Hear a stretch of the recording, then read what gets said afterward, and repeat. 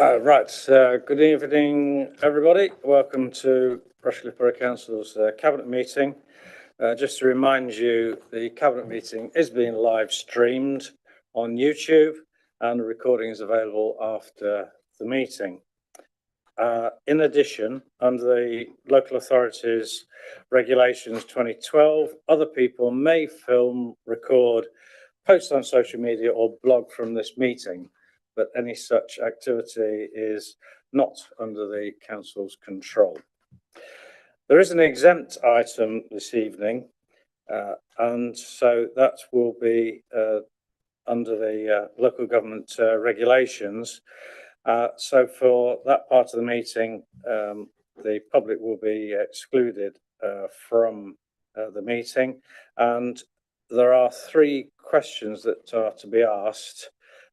They all relate to that item, therefore those questions will be taken in the course of that exempt item and not in public.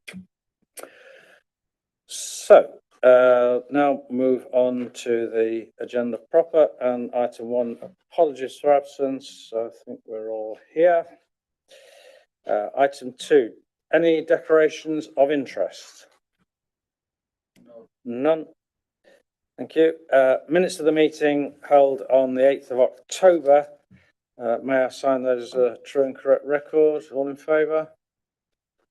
Thank you. Citizens' questions. I believe we don't have any citizens' questions. And item 5, the opposition group leaders' questions. As I said a moment ago, those will be taken during the exempt item. Therefore, we'll move straight on to item 6, which is the enforcement policy update. Councillor Upton, would you like to start us off?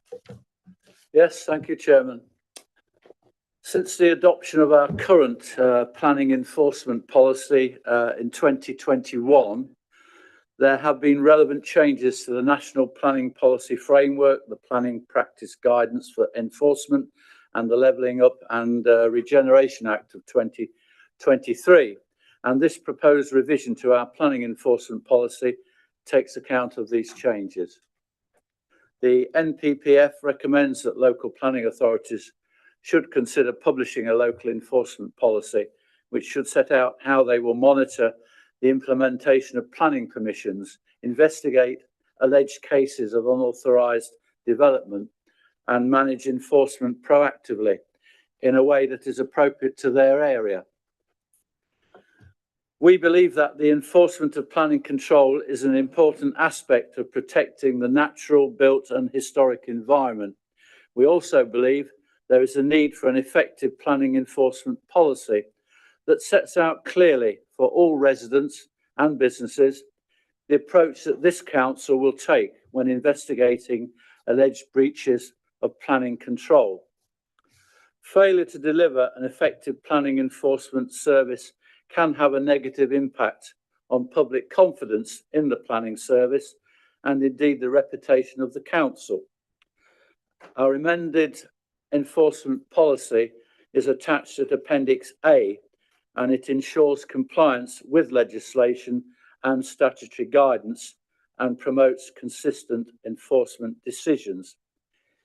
If I could add a couple of small corrections. On the top of page 6, the address should be Rushcliffe Arena, Rugby Road, West Bridgford, Nottingham, the postcode, whereas in the actual printed report it does refer to the customer service centre on the previous address at Fountain Court, Gordon Road, West Bridgford. And the other I'd like to draw attention to is on the top of page 14, whereby there is a new name for the Ombudsman. In the text it refers a couple of times to the local government ombudsman. The new name I gather for it is the Ombudsman is the local government and social care ombudsman. Thank you. Thank you, Councillor Upton. Do you have a seconder? Councillor Inglis? Yeah, thank you. Well, following on from Councillor Upton's statement and recommendations, I'm pleased to further endorse this important council policy being reviewed.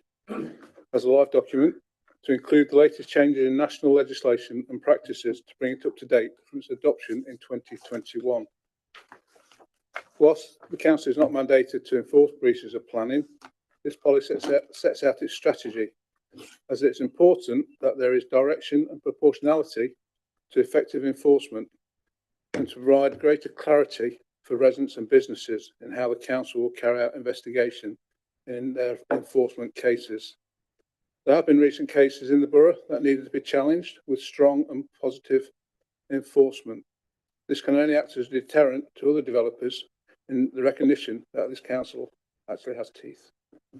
Thank you. And I would like to second the recommendations number 9, A and B, to approve the adoption and delegate authority to the director. Thank you.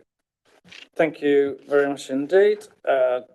Any other questions or comments from anybody? No, I think it's pretty straightforward because the policy is there and we need to make sure that we keep it well updated. So if there are no other questions or comments, then has been moved and seconded. All those in favour, please. Unanimous. Thank you. So we'll now move to the next item, item 7, which relates to excluding the public. So I want to move that under Regulation 20 of the Local Authorities Executive Arrangements, Meetings and Access to Information Regulations 2012, the public be excluded from the meeting for the following items of business on the grounds that they involve the likely disclosure of exempt information as defined in paragraph 3 of Part 1 of Schedule 12A of the Local Government Act 1972. And the grounds for the potential disclosure is that it could well involve financial information and financial negotiations. So if I move that, can I have a seconder, please? Seconded, and all those in favour, please.